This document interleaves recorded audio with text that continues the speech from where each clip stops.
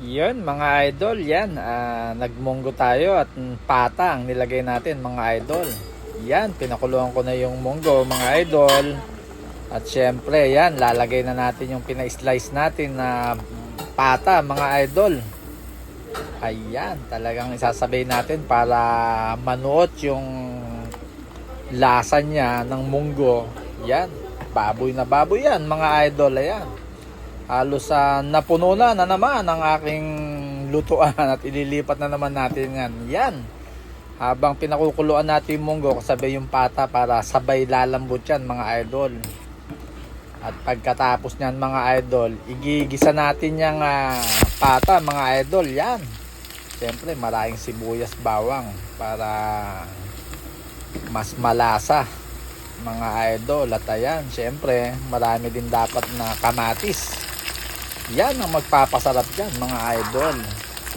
Ayan, at talagang yan muna ang ating lulutuin mga idol. At nakita nyo naman talagang itong nakaraang mga araw talagang busy tayo at pinutakti tayo ng problema sa buhay. Pero thank you Lord, kaya natin yan mga idol. Yan, siyempre nilagay na natin yung pata. At ayan, maya natin ilalagay yung munggo mga idol, yung nilaga natin at nilagay natin ng konting patis para manut yung lasa niya sa pata. At ayan na mga idol, ibuhusan natin yung nilagang munggo mga idol. Ayan, siyempre lagyan pa rin natin ng cubes mga idol. Yan, pork cubes.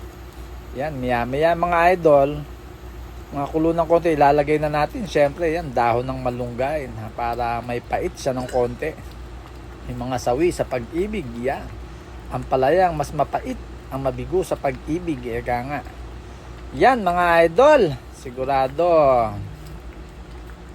pasintabi po sa may mga rayuma dyan, pero masarap yan.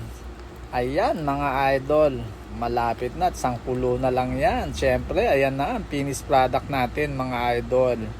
Kain po tayo mga idol at maraming salamat sa inyong pagtangkilik sa akin. Bye-bye!